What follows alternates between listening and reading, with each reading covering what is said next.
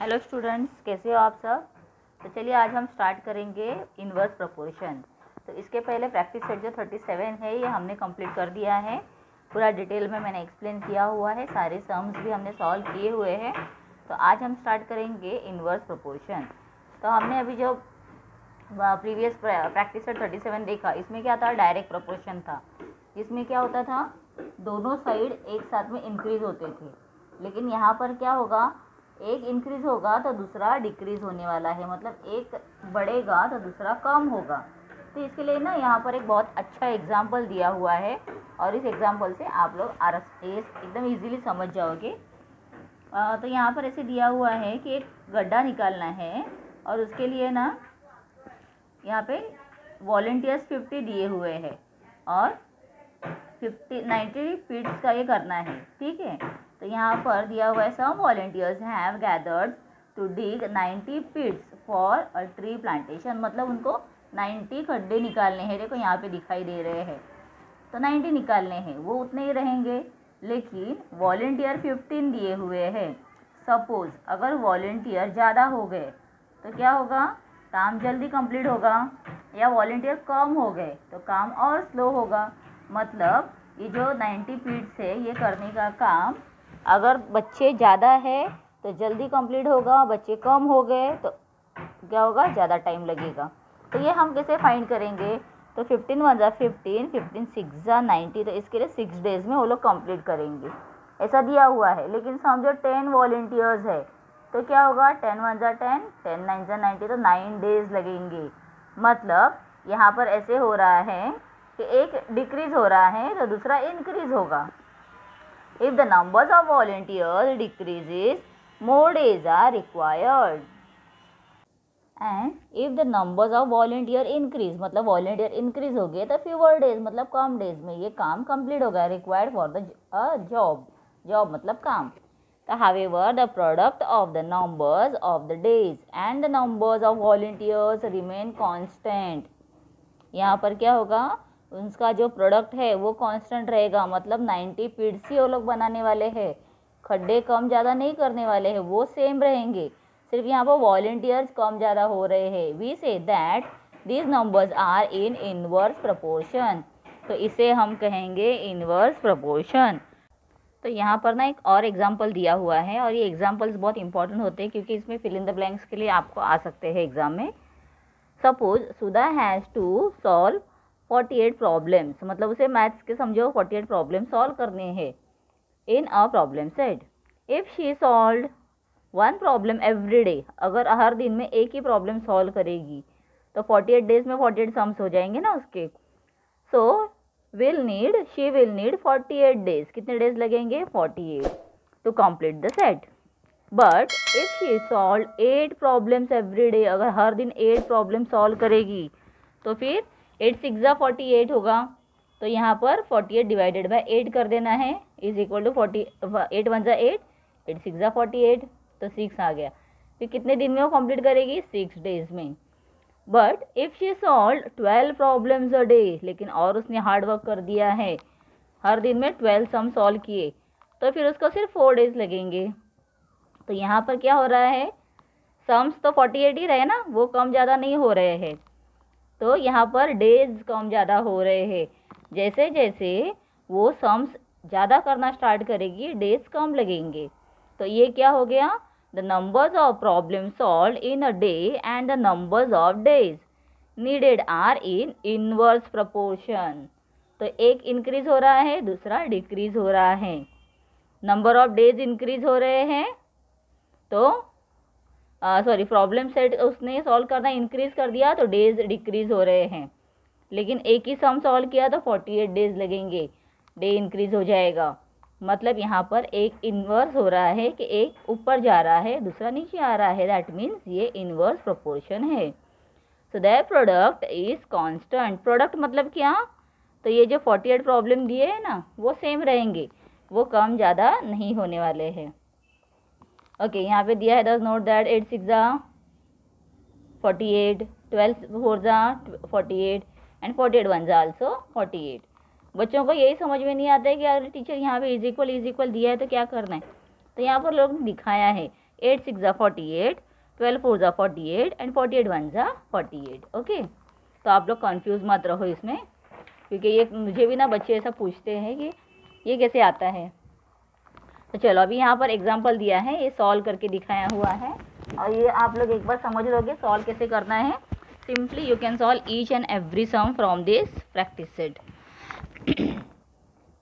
15 workers take 8 hours to build a wall.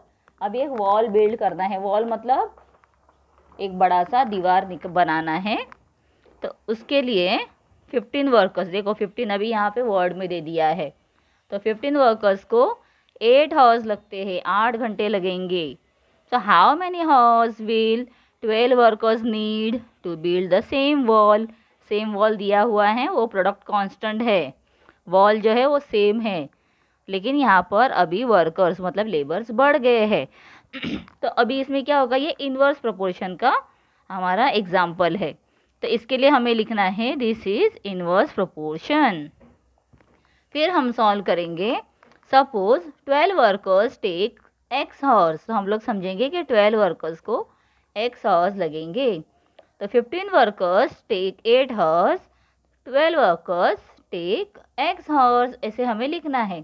फिर इसके बाद हम क्या करेंगे, जब हम डायरेक्ट प्रोपोर्शन करते हैं तब हम डिवाइड में लिखते हैं, डिवीजन करके ऊपर नीचे, लेकिन इनवर्स प्रोपोर्शन में मल्टीप्लिकेशन फॉर्म में लिखना है। ठीक है, ये बात एकदम आप लोग ऐसे मतलब बोलते हैं ना, गांठ बांध लो कि डायरेक्ट प्रोपोर्शन में डिवीजन में लिखते हैं। एक दिखा देती हूँ, यहाँ पर देखो डिवीजन में लिखा हुआ है, बट इनवर्स प्रोपोर्शन में मल्टीप्लिकेशन में लिखना है। ठीक है, सो नाउ 12 वर्कर्स को कितना घंटा लगेगा x, और 15 वर्कर्स को 8 hours, ये तो हमें पता है। तो अभी क्या करना है, दोनों को यहाँ पर मल्टीप्लिकेशन करके लिखना है। 15 8 ज़ा 120। So now x will remain as it is, and ये जो 12 है यहाँ पर 120 के नीचे आ गया। 12 1 ज़ा 12, 12 1 ज़ा 12, 12 0 ज़ा 0, तो x का वैल्यू आ गया है 10। तो thus 12 workers will take 10 hours, कितने hours to build the same wall. यहाँ पे सेम वॉल लिखो चलेगा ना। सेकेंड एग्जाम्पल दिया है और इस एग्जाम्पल से ना सॉल्व करो, बिकॉज एग्जाम में आ सकते हैं, उनको छोड़ो मत। Example, a 40 page class magazine is to be written. अभी क्लास का एक मैगजीन बनने वाला है, छपने वाला है, जिसमें 40 पेजेस हैं। तो if one student would required 80 days to write it, अगर एक ही बच्चा लिखेगा बेचारा बैठ के, तो उसको 80 days लगने वाले हैं। लेकिन how many would 4 student required, लेकिन समझो यहाँ पे 4 बच्चे बैठ के लिखेंगे, तो फिर उनको कितना दिन लग सकता है, ये पूछा गया है। तो अभी इसमें भी आप समझ सकते हो कि ये एक बच्चे को अगर 80 days लगते हैं, तो 4 जन को तो फिर 20 days में ही हो जाएगा ना। तो ये तो हमने ओरली बोल दिया है, बट करना कैसे है, तो दिस इज इनवर्स प्रोपोर्शन। ये आप लोगों को हर एक सम स्टार्ट करने के पहले लिखना है, this is an inverse proportion. Suppose 4 students need x days, तो स्टूडेंट्स और डेज लिख दिया है। जब 1 स्टूडेंट था तो 80 days लग रहे हैं, 4 स्टूडेंट्स हैं तो x days लगेंगे। So therefore 4x is equal to 80 multiplied by 1. Now x will remain here, ये 80 upon 4 ले लिया, 4 1 ज़ा 4, 4 2 ज़ा 8, 4 0 ज़ा 0, तो आ गया 20। x is equal to 20. So 4 students required 20 days. Okay. Now here we have one more example, और ये पूरा एग्जाम्पल में से ना कोई भी 3 पार्ट्स में से एक एग्जाम में आ सकता है, श्योर बोल रही हूँ मैं, क्योंकि मैं खुद भी एग्जाम के टाइम पे बच्चों को ये देती थी। Students of a certain schools went for a picnic to a farm by बा। ओके, कुछ भी इंफॉर्मेशन दिया है, जो भी है ब्ला ब्ला हम लोग सिर्फ देखेंगे। तो यहाँ पे बच्चे जा रहे हैं स्कूल पिकनिक के लिए, और फिर आगे क्या है, तो ए स्टूडेंट्स पेड 60 रुपीज़, अगर हर बच्चा 60 रुपीज़ पेड करता है फॉर द एक्सपेंसेस, खर्चे के लिए। एज देयर वर 45 स्टूडेंट्स, 45 बच्चे हैं, तो डैश रुपीज़ वर कलेक्टेड, तो कितना रुपया कलेक्ट हो जाएगा? तो ऑब्वियसली 60 मल्टीप्लाइड बाय 45 करना है। मैं आप लोगों को ये बाद में सब पूरा दिखा दूंगी आंसर के साथ में। बहुत ही सिंपल है ये, और मेरे पास एक्चुअली है चार्ट भी है इसका, तो मैं आप लोगों को बाद में ये लास्ट में दिखा दूंगी इसके आंसर, लेकिन पहले समझना भी ज़रूरी है ना। ओके, तो मैं पहले यहाँ पे रेडी करके रख देती हूँ। तो 45 मल्टीप्लाइड बाय 60, ये देखो 45 multiplied by 60 is equal to 2700। Then second दिया है हैड देयर बीन 50 स्टूडेंट्स, अगर समझ लो वहाँ पे 50 स्टूडेंट्स है तो 50 मल्टीप्लाइड बाय 60 करेंगे, तो क्या हो जाएगा 50 multiplied by 60 is equal to 3000। तो आप लोगों को ब्रैकेट में लिखना है 50 multiplied by 60 is equal to 3000। तो अभी आप देखो नंबर ऑफ स्टूडेंट्स क्या हो रहे हैं, इंक्रीज हो रहे हैं, अमाउंट इंक्रीज हो रहा है, दोनों इंक्रीज हो रहा है ना। तो फिर ये कौन सा प्रोपोर्शन आएगा? तो ये आएगा डायरेक्ट प्रोपोर्शन, जब दोनों बढ़ रहे हैं एक साथ में। Then the number of the students and the money collected are in direct proportion. Second दिया है the sweets shop near the school give 90 laddoos for the picnic. कितने लड्डू दिए हैं? 90। If 45 students go for the picnic each will get, तो divide करना पड़ेगा, 90 divided by 45 is equal to 2, तो एक को कितना मिला? 2 laddoos. If 30 students go for the picnic, लेकिन अभी बच्चे कम हो गए हैं, लड्डू तो 90 है ना, तो क्या हो जाएगा? तो यहाँ पे 90 divided by 30 is equal to 3, तो फिर हर एक बच्चे को 3 लड्डू मिला। अभी नंबर ऑफ स्टूडेंट्स डिक्रीज हुआ, तो लड्डू इंक्रीज हुआ है, मतलब एक नीचे जा रहा है तो दूसरा ऊपर जाएगा। तो ये कौन सा प्रोपोर्शन हो गया? ये हो गया है इनवर्स प्रोपोर्शन। ठीक है, उसके बाद the farm is 120 kilometre away from the school, तो स्कूल से फार्म 120 किलोमीटर दूर है। The bus went to the farm at the speed of 40 kilometre per hour and took dash hours. तो अभी सोचो the bus went to the farm, कौन से speed से? 40 किलोमीटर पर आवर से। तो क्या होगा 120 डिवाइडेड बाय 40 करो तो कितना आएगा? 4 3 12, तो 3 हॉर्स। 0 0 तो कट हो जाएगा, ऐसे 120 अपॉन 40, 0 0 कट, 4 1 4, 4 3 12, आ गया 3 hours. Then second on the return trip, अभी रिटर्न आने के टाइम पर the speed was 60 kilometre per hour, अभी तो स्पीड बढ़ गया है। देयरफॉर इट टुक, क्या होगा?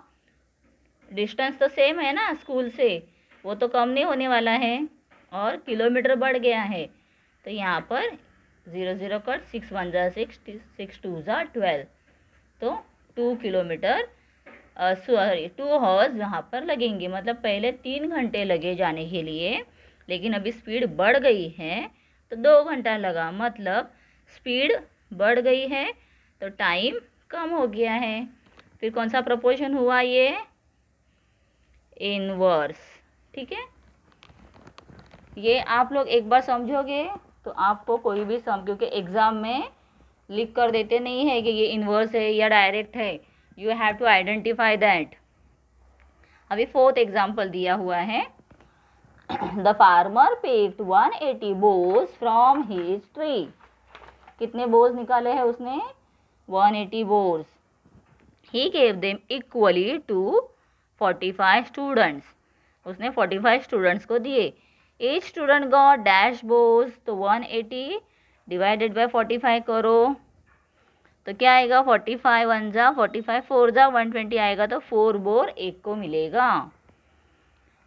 हैड देयर बीन 60 स्टूडेंट्स, अब अगर स्टूडेंट्स बढ़ गए हैं तो each would have got dash bores, तो अभी क्या करना है? बोर तो उतने ही है ना 180, तो यहाँ पे करेंगे 180 डिवाइडेड बाय 60, 0 0 कट, 6 1 जा 6, 6 3 जा 18, सो 3 बोर्स। तो यहाँ पर क्या हो गया है, अभी नंबर ऑफ स्टूडेंट्स इंक्रीज और बोर मिलना हो गया है कम, मतलब ये एक ऊपर एक नीचे, one increase and other is decrease and the product is same constant, so this is an example of inverse proportion। ठीक है, तो आइडेंटिफाई करना आप लोगों को पता चल गया है किस तरह से करते हैं। ठीक है, तो अभी ये वीडियो मैं यहीं पे स्टॉप करती हूँ और इमीडिएटली मैं सेकंड वीडियो भी बना रही हूँ जो मैं तुरंत अपलोड कर दूँगी, तो इसके बाद आप लोग वो वीडियो भी ज़रूर देख लो और चैनल में नए हो तो तुरंत ही चैनल को सब्सक्राइब कर दो। Bye bye.